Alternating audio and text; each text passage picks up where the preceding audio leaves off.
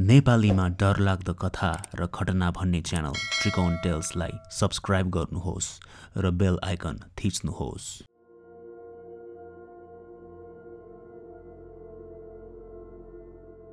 मामा घर, आफ्नो आमा जन्मिनु भएको घर, एउटा छुट्टै खालको आत्मीय सम्बन्ध हुन्छ। तर बुढा हजुरआमा र हजुरबुबा मात्रै बस्नुहुने अनि वहाँ मध्ये कोही बिरामी परे रेखदेख गर्न जानुपर्ने। आजको श्रृङ्खलामा यस्तै परिस्थिति भएको अनि रेखदेख गर्न जाँदा आफूसँग घटेको एउटा सत्य घटना एकजना श्रोताले लेखेर पठाउनु भएको छ। सुनौ त्रिकोण टेल्सको 104 श्रृङ्खलामा 2 सत्य घटनाहरू। पहिलो श्रोता।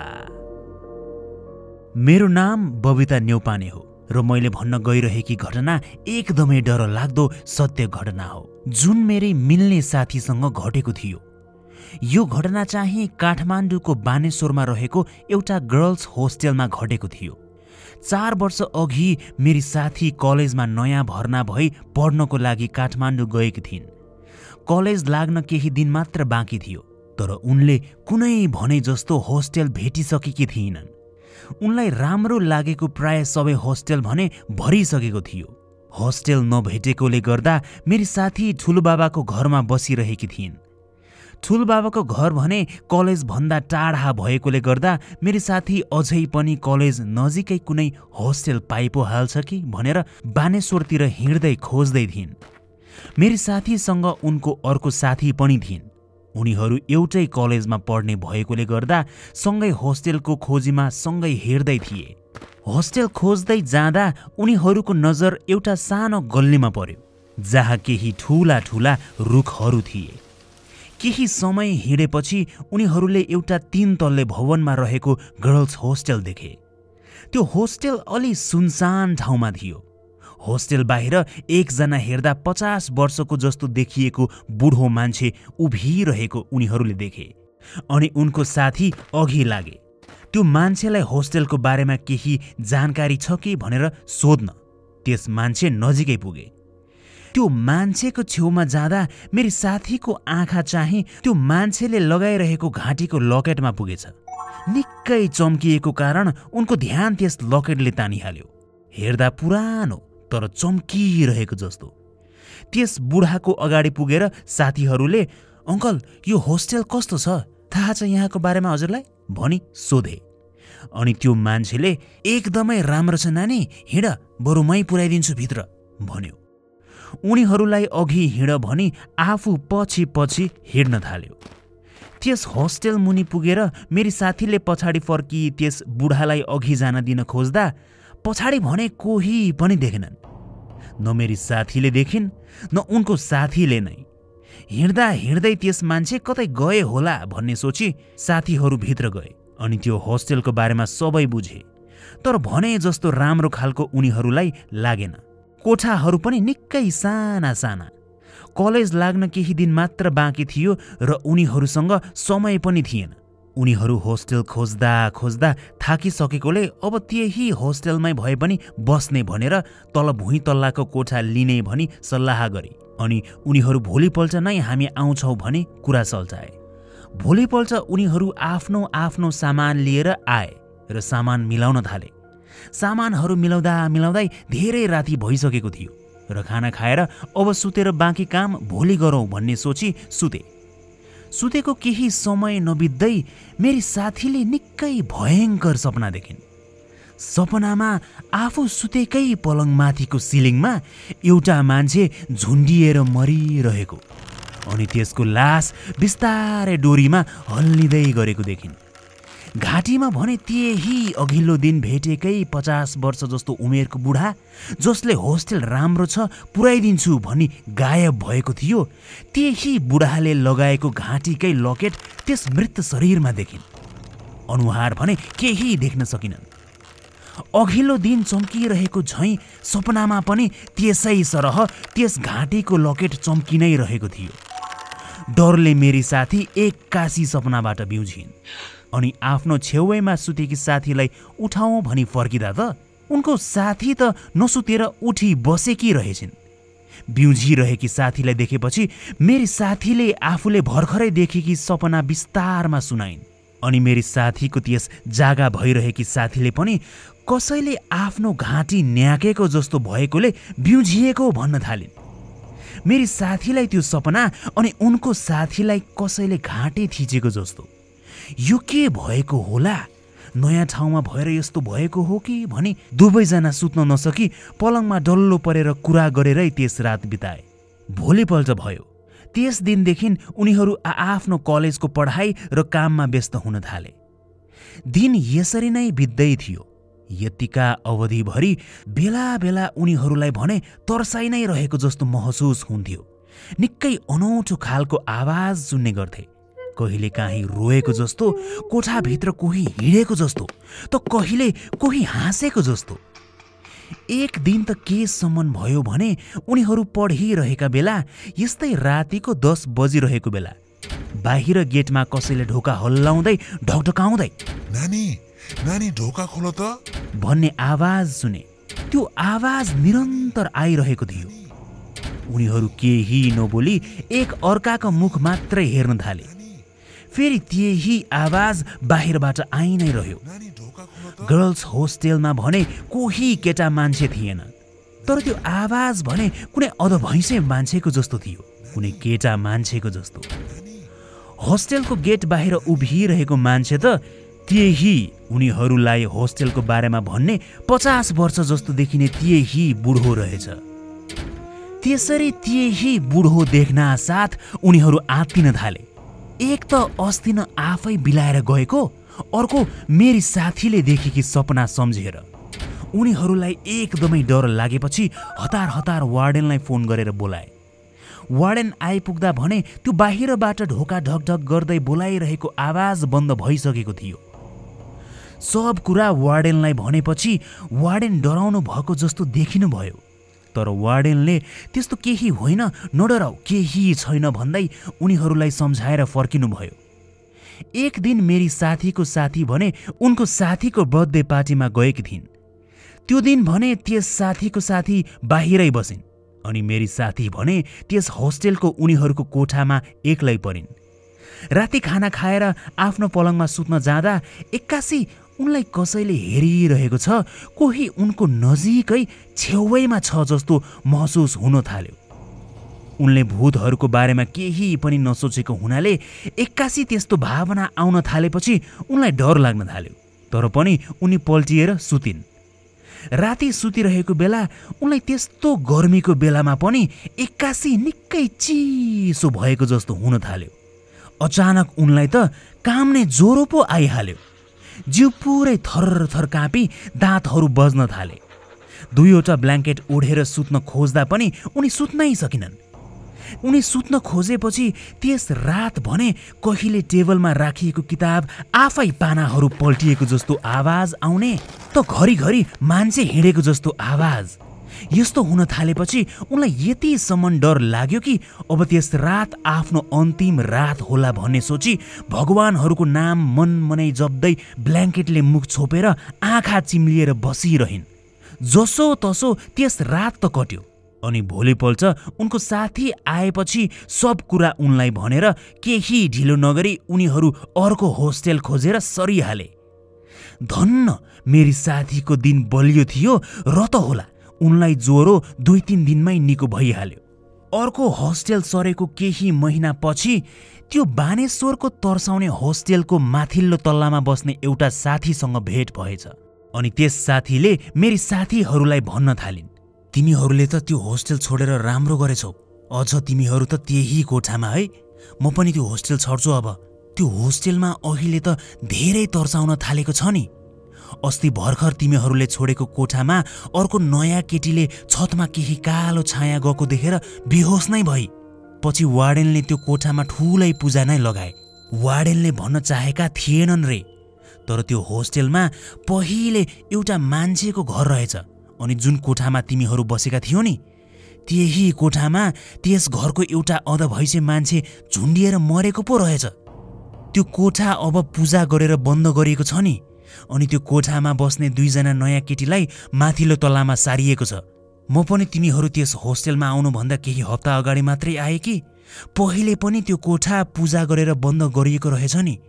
तर तिमीहरू आएर अलि चर्को मूल्य तिर्न तयार भएपछि खोलिदिएको रहेछ अनि फेरि तर्साउन थालेको पो रहेछ त। त्यो सब सुनेपछि मेरी साथी निकै आत्तिएकी थिइन्।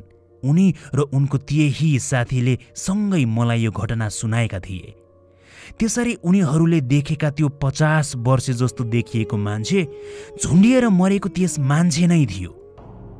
अनि त्यसरी आत्मा उनीहरूकै वरपर घुमिरहँदा त्यो सबै सम्झिँदा मेरी साथी साह्रै डराउँछिन्। अनि त्यस आत्मा कतै केही भन्न आएको पो थियो कि भनेर सोच्न थाल्छिन्।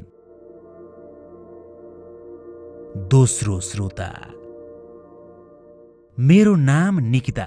यो घटना चाहिँ 2074 सालमा घटेको थियो, झापाको गौरादह भन्ने ठाउँमा। अहिले पनि त्यो पल सम्झिँदा साह्रै मुटु चिसो भएर आउँछ। मेरो घर चाहिँ दमक अनि मामा घर चाहिँ गौरादह। मेरो 11 को बोर्ड परीक्षा हुँदै गर्दा मेरो मामा घरको हजुरआमा बिरामी हुनुभयो अनि 1 महिनासम्म उहाँलाई धरानको अस्पतालमा राख्नुपर्ने भयो। अनि मामा घरमा हजुरबुबा र हजुरआमा मात्र बस्नुहुन्थ्यो। मामा माइजू अन्तै बस्नुहुने भएकोले हुँदा घर कुरिदिने गाईबस्तुलाई सम्हाल्ने मान्छे पनि कोही भएको थिएन। मेरो परीक्षा सकिने दिन नै म गौरादह जानुपर्ने भयो। यता दमकमा घरभित्रको काम मात्र गरेको मैले उता मामा घरमा गोठ घर सबै हेर्नुपर्ने भयो। अब गर्दिन जाँदिन भनेर कहाँ हुँदो रहेछ र। परि आएपछि सबै गर्नु पर्दो रहेछ। मावली गाउँमा पहिले त बाक्लै घरहरू थिए। अहिले त्यतातिरका मान्छेहरू गाउँ छोडेर कसैले आफ्नो घरबारी बेचेर बजार गए अनि कसैले आफ्नो खेतमा सिसौको रुख लगाएर बजारमा बस्थे। त्यसैले मेरो मामा घरको घर छेउतिर सिसौको रुख लगाइएकोले घारी जङ्गल जस्तो नै देखिन्थ्यो। मेरो मामा घरको घर चाहिँ गाउँको घर जस्तै काठ र माटोले बनेको घर थियो। अनि भान्सा कोठा र धारा चाहिँ छुट्टै 50 मिटर जति पर थियो। त्यहाँबाट छिमेकीहरूले लगाएको सिसौको घारी नजिक नै पर्थ्यो। त्यति बेला मसँग भर्खर मेरो स्क्रिन टचवाला मोबाइल पाएकी थिएँ। त्यसैले फेसबुक भने खुब चलाउँथे। त्यही भएर पनि एक्लो हुँदा नि खासै फरक परेको थिएन। जेठ अन्तिमतिर गएकी थिएँ। झरी पर्न सुरु भइसकेको थियो। म मामा घर 15 दिनको लागि गएकी थिएँ। तर त्यस घटनाको कारण 9 दिन नबित्दै म फर्किएँ। त्यस घटना घटेको रातको कुरा हो। त्यस दिनभर लोडसेडिङ भई बत्ती गएको थियो अनि बत्ती भोलि मात्र आउँछ भन्ने कुरा गाउँको एकजना दाइले सुनाउनु भएको थियो फेसबुक मार्फत नै। त्यही भएर साँझ पर्नु अघि नै आफ्नो काम सकेर म माथि भर्याङ चढी घोप्टे लगाएर बसेँ। त्यति बेला चट्याङ सहित जोर जोरले हावाहुरी चली भारी वर्षा परिरहेको थियो। मैले झ्याल ढोका सबै थुनेर सोफामा पल्टिएर फेसबुक खोलेँ। मेरी मिल्ने साथीको भोइस मेसेज आएको रहेछ अनि बाहिर चलिरहेको हावाहुरीको कारण सुनिँदैन कि भनेर इयरफोन लगाएर सुन्न खोजेँ। अनि अडियो प्ले गर्दा मसिनो स्वरमा कोही गुनगुनाएको जस्तो सुनियो। आवाजको भोल्युम फुल बनाई सुन्दा मेरो त्यति बेलाको सबैभन्दा मनपर्ने गीत बजिरहेको रहेछ। म आनन्दले सुन्दै के थिएँ, भोल्युम फुल बनाएर एक धुनमा सुनिरहेको गीतमा एक्कासी कुनै फिल्ममा किचकण्डीहरू हाँसेको जस्तो आवाज कानको जाली फुट्ने गरी आयो। मेरो सातो गयो र इयरफोन हतार हतार फ्याँकिदिए। डर रिस सबै एकैचोटि उठ्यो अनि रिसले मेरो त्यो साथीको मेसेजको रिप्लाई पनि नगरी सुत्न लागे। त्यति बेला बेलुकीको 7 मात्र बजेको थियो तर एकदम अन्धकार भएको थियो अनि हावाहुरी पनि अझै बेसरी चलिरहेको थियो। सुत्न खोजे तर त्यो डर लाग्दो हाँसो फेरि सुनेको जस्तो लागेर निदाउनै सकिन। घरसँगै जोडिएको कदमको रुखले हावाले हल्लाउँदा हाँगा सबै निहुरिएर टिनको छाना बजिरहेको थियो। त्यसले गर्दा झनै झनै डर लाग्दै थियो। डराउँदा डराउँदै कति बेला निदाएछु पत्तै पाइन। राति मेरो मोबाइलमा फोन आयो अनि फेरि झसङ्ग भई बिउझिएँ। यसो मोबाइलको स्क्रिनमा देखाइरहेको घडीमा हेरेको रातिको 1:45 बजिरहेको रहेछ अनि फोनमा देखाइरहेको नाम चाहिँ मेरो बाबाको थियो। हावाहुरीले डर लागेको छ कि छैन भनेर सोध्न गर्नु भएको रहेछ। एकछिन त रिस उठ्यो। डराएर बल्ल बल्ल सुतेको मान्छेलाई फोन गरेर निन्द्रा भगाएर डर लागेको छ कि छैन सोद्धा त रिसाएर छैन म सुत्छु फोन राख्नु भनेर फोन काटिदिए। त्यति बेला गाउँमा नै चट्याङ परेको जस्तो गरी चट्याङको आवाज आइरहेको थियो। पानी पनि झमझम परिरहेकै थियो। चट्याङ पर्दाको उज्यालोमा बाहिर झ्यालबाट हेर्दा त बाहिर आँगन त पोखरी जस्तो भएर पानी जमेको जस्तो देखेँ। रुखहरू हावाले भाँचिने जस्तो गरेर हावाको गतिमा निहुरिरहेका थिए। त्यो चट्याङको आवाज र हावाहुरीको डरले मैले भूतको डर बिर्सिएकी थिएँ। त्यति बेला झट्ट सम्झिएँ कि मैले बाहिर पर रहेको भान्सा कोठामा फ्रिजको तार निकाले कि निकालिन भनेर। त्यत्रो चट्याङ परिरहेको बेला तार जोडेरै राखेको रहेछु कि जस्तो लाग्यो। अनि बिग्रियो भने मलाई मार्छन् भनेर मोबाइलको टर्च बालेर तल ओर्लिएँ। लोड सेडिङको कारण बत्ती अझै पनि आएकै थिएन। बाहिर ओत लागि हिँड्नको लागि छाता खोजेँ तर भेटिन। अनि एउटा रुमाल घप्लक्क ओढी म बाहिर निस्किएँ। तल घर आँगनतिर सबै रातो माटोले पोतेको थियो। त्यो पानीले भिजेर सबै चिप्लो भएको रहेछ। होस गरेर बिस्तारै भान्सा घर भएको ठाउँमा पुगेँ। चाबी खोलेर हेर्दा फ्रिजको तार मैले अघि नै निकालिसकेकी रहेछु। बेकारमा भिज्नु पर्यो भन्दै फेरि ताला लगाएर माथि जान लागेकी थिएँ कि एउटा निकै अनौठो आवाज सुने। सिसौ घारीबाट आइरहेको जस्तो लाग्यो त्यो अनौठो आवाज। कसैले 3-4वटा बाँसलाई गिट्टी नै गिट्टी भएको बाटोमा घिसार्दै गरेको जस्तो आवाज थियो। त्यो सुन्ना साथ एकैछिन केही हलचल नगरी टक्क उभिएर ध्यान दिएर सुने। फेरि टिभीको सिग्नल अफ हुँदा झ्यार झ्यार भई आउने आवाज जस्तो आउँदै थियो। अनि एकछिनमा फेरि यस्तो डर लाग्दो आवाज आयो कि सुन्दा लाग्थ्यो कि कोही भयङ्कर आवाजमा केही मन्त्र भट्याउँदैछ। त्यो सब हुँदा नि मैले भान्सा घरबाट चिहाएर सिसौ घारीतिरै हेर्दै नै थिएँ। अनि नियालेर हेर्दै गर्दा अन्धकारमा एउटा सानो कालो छाया जस्तो देखेँ। मेरो भ्रम हो कि भनेर आँखा झिमझिम गरेर मजाले नियालेर हेर्दा त त्यो छाया बिस्तारै ठुलो ठुलो हुँदै मतिर आउँदै गरेको जस्तो देखेँ। रातिको लगभग 2 बजे त्यस्तो पानी परिरहेको बेला त्यसरी रुखै रुख भएको ठाउँतिर कुनै कालो छाया मतिर आउँदै गरेको डरले नियालिरहेको बेला एक्कासी ठुलो आवाजमा चट्याङ पर्यो। उसै त डराइसकेकी म अझै त्यो चट्याङको आवाजले झनै आत्तिएँ। त्यो चट्याङ पर्दा आएको उज्यालोमा हेर्दा त्यो छाया त सिसौको रुखभन्दा अग्लो भएको थियो। म भयभरको साहस बटुलेर आँखा बन्द गरेर घरतिर कुदेँ। तर त्यो पोतेको चिप्लो माटोमा म नराम्रोसँग पछारिएँ। जसो तसो उठेर फर्किएर हेर्दा त्यो छाया त सानो हुँदै फेरि ठुलो हुँदै यताउता हावामा बगिरहेको थियो। लडेर हिलाम्मे भएकी थिएँ। मेरो मोबाइल पनि हिलोमा चोपलिएर बन्द भयो। त्यसै हिलै हिलो रहेको भुइँमा हातले टेकी उठी म हतार हतार घरतिर दौडी घरको मूल ढोका खोली भित्र गई माथि चढेर घोप्टे लगाएँ अनि रुँदै बसेँ। हिलो र पानीले निथुक्कै भिजेकी म ढोकाको छेउमा बसेँ। न मोबाइलको टर्च न त बत्ती नै। भुइँमा टुक्रुक्क बसेर रोइरहेँ। एकछिनमा पानी पर्न पनि अलिक कम भयो। अनि फेरि माथि छतमा बसेका परेवा र तिनीहरूको बच्चालाई मुसाले लखेट्यो कि खै के भयो। अचानक पखेटा फडफडाउन अनि कराउन थाले। अनि सिलिङमा रहेको भाँडाकुँडामा नङ्ग्राले चिथोर्न थाले। अब म सहन नसक्ने गरी डराएकी थिएँ र चिच्याउँदै रुन थाले। जति जति म चिच्याउँथेँ त्यति नै साह्रो परेवाहरू पखेटा फडफडाउँदै नङ्ग्रा गाडेर चिथरेको जस्तो आवाज सुन्थे। म चिच्याएको सुनेर पर घरको मामा माइजू पर्ने 2 जना नै आउनुभयो। मैले हतार हतार घोप्टे खोलेँ अनि ढोका खोलेँ।